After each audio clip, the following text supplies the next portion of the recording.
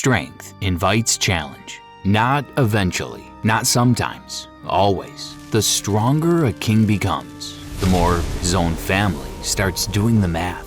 Because somewhere, in every kingdom, someone is always asking how the king could fall. In the Iliad, Homer lets that math slip through, almost as an aside.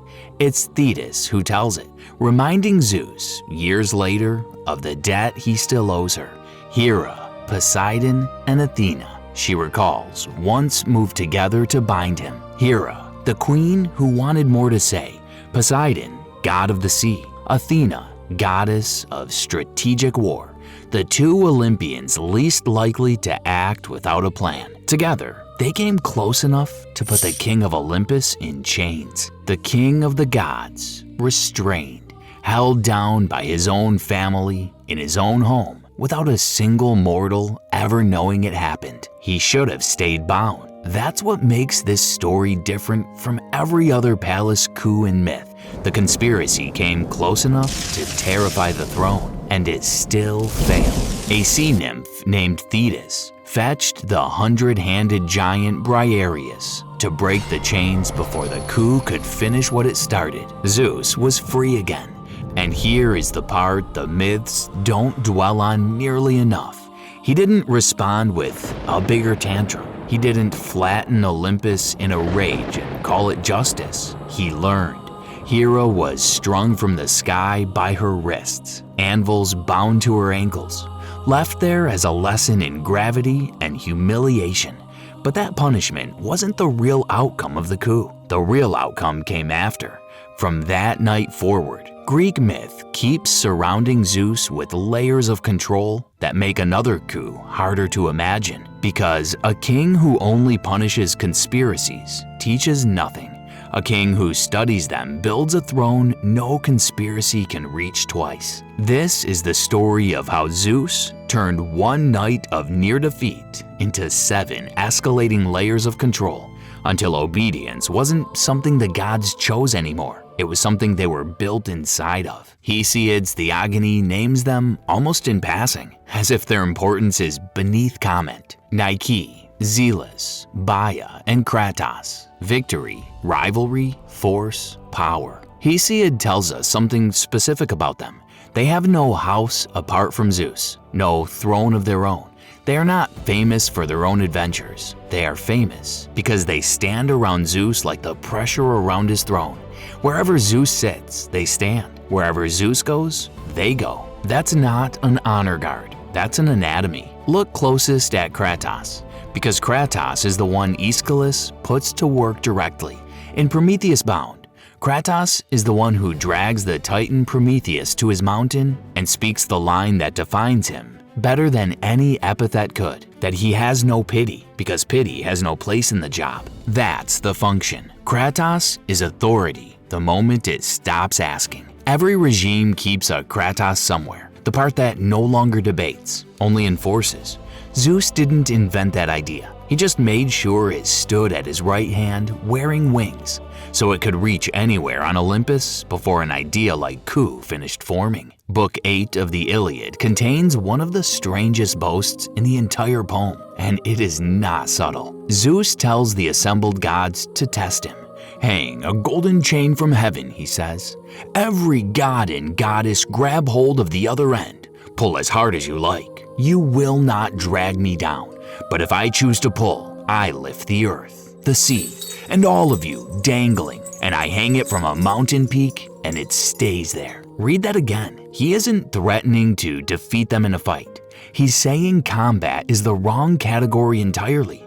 No group of gods is heavy enough to pull him down, because this is not really about battle. It is about the shape of the world. He is not the strongest player on the board. He is the force the board hangs beneath. That's the sentence that should sit with you, because it's the one that turns the golden chain from a party trick into a warning. You cannot vote gravity off the mountain.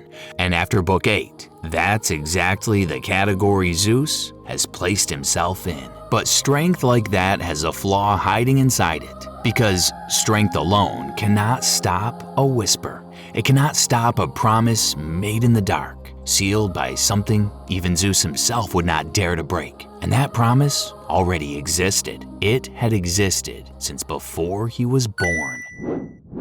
The Styx. Hesiod is specific about what happens to a god who swears an oath on the Styx and breaks it. 1 year breathless and voiceless, followed by 9 years of exile from the life of Olympus, cut off from nectar and ambrosia, the food that keeps a god, barred from every council and feast, present in the world, erased from the room. Call it what it actually is. A decade-long divine coma, administered not by Zeus's hand, but by the universe itself the moment the oath is broken. This is the genius nobody credits him for. Zeus didn't invent the Styx. He didn't personally guard it. He simply made it the foundation of every serious promise among the gods, which means every alliance, every treaty, every whispered plan for a second coup now has to survive contact with a punishment that isn't his to inflict and isn't his to forgive. He built a law he didn't have to enforce because the cosmos enforces it for him, which does put a damper on Olympian family dinners. Someone brings up an old grudge. Someone else starts a sentence with, "I swear on the Styx," and the whole table goes quiet because everyone at that table has done the math on what a broken oath costs. And nobody wants to be the reason dessert gets awkward for a decade. Themis, the personification of divine law and custom, and in Hesiod's Theogony, one of Zeus's own wives, which is not a coincidence, it's an alliance. Themis is not decoration on the throne. She calls the gods to council. She belongs beside Zeus in scenes of council, judgment, and sacred order. She guards the sacred law of hospitality, the rule that even a king cannot break. Every time Zeus gathers Olympus or gives judgment, he isn't just acting, he's presiding. Here is the mechanism worth slowing down for. Zeus does not rule through new violence. New violence looks like tyranny, and tyranny gets challenged. Instead, he rules through old custom, through Themis, through the idea that the order on Olympus isn't something he invented yesterday to serve himself. It's ancient. It predates argument. It simply is, the way the tide is. That changes everything about rebellion. Fighting a tyrant is heroic. Fighting order itself is something else. It's chaos.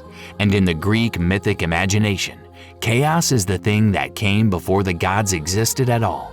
The thing Zeus's entire generation fought a war to replace. So when Hera, Poseidon, or anyone else considers moving against him again, they're no longer just risking Zeus's anger. They are stepping back toward the same chaos the Olympians were born to defeat.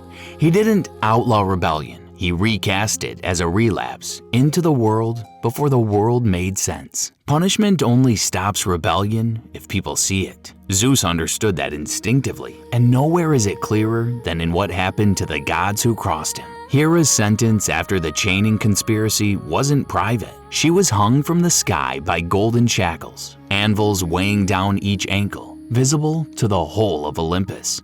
Not until she suffered enough, but until every god present had fully absorbed what defiance costs, staged as spectacle rather than resolved as a quiet matter between husband and wife. Then there's Poseidon and Apollo, in some tellings tied to a separate act of defiance against Zeus.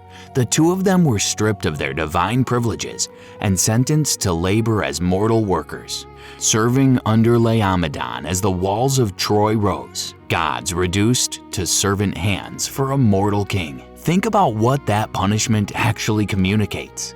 It isn't just you disobeyed so you suffer. It's you disobeyed so you will personally experience being less than the mortals you rule over. The exact opposite of divine status, chosen specifically because it stings gods the most. Every punishment Zeus hands down is theater with a message embedded in the staging. Not, here is what happens to you. Here is what happens to anyone. And theater like that only works from one place. It only works if the audience can always see the stage, which meant Zeus needed something more permanent than a punishment. He needed a position, one he would never have to leave. Zeus is called the cloud gatherer, the thunderer, the sky father, and it's easy to read all of that as flavor text. Weather god, big lightning bolt, move on. But the sky isn't just a domain, it's a position, the highest place in the world, the place where storms, omens, and judgment come from. Zeus doesn't need to see everything to rule from up there. He needs the height, because in Greek myth, the sky is where lightning is thrown from, where omens are sent from, where judgment is understood to originate. Ruling from that place isn't about surveillance, it's about position. The gods don't obey Zeus because he's always watching. They obey him because whenever judgment falls, every god has to look up. He doesn't chase disobedience across Olympus. He rules from above it and lets the geography do the arguing for him. Here is the piece of the machine that made everything before it permanent. Zeus's own father Cronus took his throne from his father Uranus. Cronus then tried to prevent the same fate by swallowing his own children the moment they were born, a horror Hesiod describes in unflinching detail. It didn't work. Zeus survived, grew, and finished the cycle his father started, exactly the way the prophecy said he would. Zeus knew that story better than anyone alive, because he was the ending of it. So when a prophecy surfaced that his first wife Metis would bear him a son destined to overthrow him, the same shape of prophecy that ended his father's reign, Zeus didn't lock the child away. He didn't exile Metis. He swallowed her whole, taking Metis and the unborn threat into himself before the child could ever be born to fulfill the prophecy. This is the layer that separates Zeus from every king who came before him in the myth. He didn't just defend his throne from an enemy. He reached into a future that had not happened yet and changed the ending before the story could start. He didn't just win the war for Olympus. He won the future of it. Zeus did not make Olympus obey by thunder alone. He surrounded the gods with force, oath, law, humiliation, the sky, and prophecy until rebellion had no safe path left. In Greek myth, his throne was not just a chair above the clouds. It was the point where power, justice, fear, and the future all met. If you enjoyed this darker look at divine power, like, subscribe, and watch the next video on why even the gods feared the fates.